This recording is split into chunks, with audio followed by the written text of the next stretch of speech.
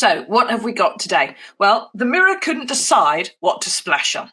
It did decide not to go big on the fact the nation's driving examiners have gone out on strike today, because that's not terribly exciting unless it was the day for your test. But the front page has a 50-50 split between Prince Harry and Rishi Sunak, who both gave TV interviews yesterday and were both a bit kind of a head scratcher, really. So above the fold, as we say in the trade, is the royal rebel, who now says he never claimed his family were racist, which will be news to most of us who watched that Oprah Winfrey interview, in which he and his wife quite clearly said there were discussions about their son's skin colour among the royals before he was born. And Meghan then told Oprah that that decision to not give Archie a title was linked to his mother's ethnicity. Now, Nigel, inside the paper on pages 2 and 3, Harry goes into more detail and says his family may have unconscious bias. But last time I checked, Nigel, if you judge someone by their skin colour, consciously or otherwise, it's a racist act, even if there's no racist intent. I mean, if he thinks his family's not racist and he's so big on pointing out media inaccuracies, why, when every newspaper in the world was screaming royal racists on their front pages, why didn't Harry put out a statement saying, no, they're not? Yes, absolutely. What I thought happened last night in the Tom Bradby interview was that Harry was much more articulate than he was in either the Oprah interview or his Netflix series. And that might have something to do with not having Meghan beside him, interrupting all the time. So when he talks about unconscious bias, I did have some sympathy with that. I think that there's a danger we can all be guilty of that, and because it's unconscious, we don't know we're doing it. Yeah.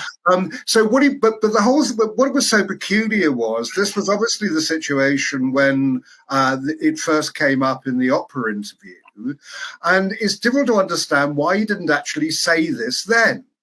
I mean, I have to admit, Oprah seemed to be totally outraged by the admission that they were talking about how the kids might turn out. But it did seem to me at the time, I thought, well, hang on, is that actually racism?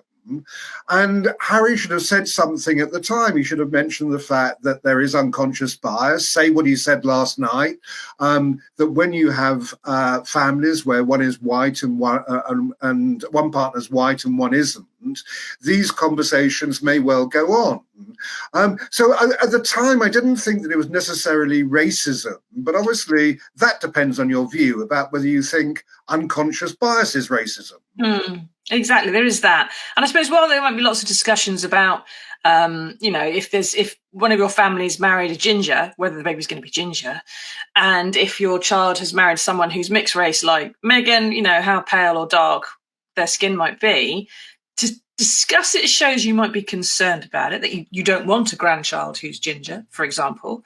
And the thing that Meghan said was that it affected the choice of whether or not her son had a title. Now, it later turned out that wasn't quite how royal titles worked, and she was mistaken in that, or she was wrong. But that was the racist element was, and Harry said, well, it was linked to his security discussions with his family. And his argument was that it made his security situation worse. So, but you don't have that in average families, do you? That the discussions about skin colour or hair colour or anything else might be linked to whether or not we pay for security for them. That's the difference, I suppose, with this family, isn't it? That when they have discussions that are normal for other families, perhaps, they've got whole different connotations inside royalty. Yeah, and that's something else that wasn't actually explained last night, that Harry kept saying that the reason he left Britain was because he didn't think he and his family were safe. Now, I understand he's lost his security because he's walked away from the royal family, so that might be a problem if he comes back to Britain. But when he made the choice to leave, he still had security because he was a member of the royal family. So Tom Bradby didn't push him on this. What did he mean about the fact that he didn't think his family was safe?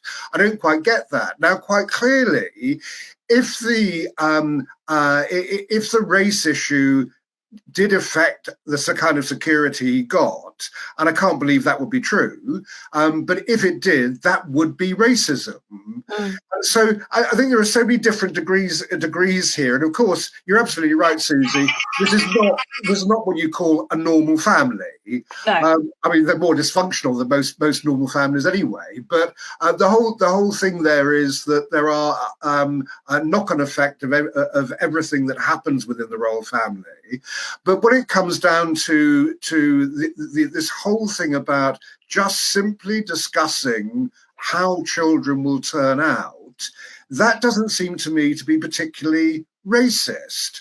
But as I said before, Harry should have said this at the time, or as you say, if what was said was misunderstood, he should have put out a statement at the time clarifying it.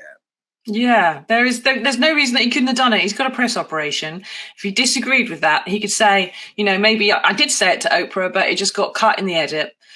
This is what I actually think, instead of just leaving it to hang there, which is what happened. Now, Rich says there's a lack of consistency with Harry's narrative. It's kind of like he hadn't fully worked out his backstory and is flanging all over the place.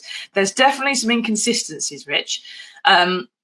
But who knows? If you come back and ask any of us the same questions over and over again about the same things, we might say slightly different versions as we go through it, and then you get a fuller picture at the end. But who knows? Blanche says perhaps realises he's gone too far and is desperately trying to backpedal. That's definitely the spin that the Mirror's put on it this morning, but we'll have to see, won't we? Now, keep asking us your questions.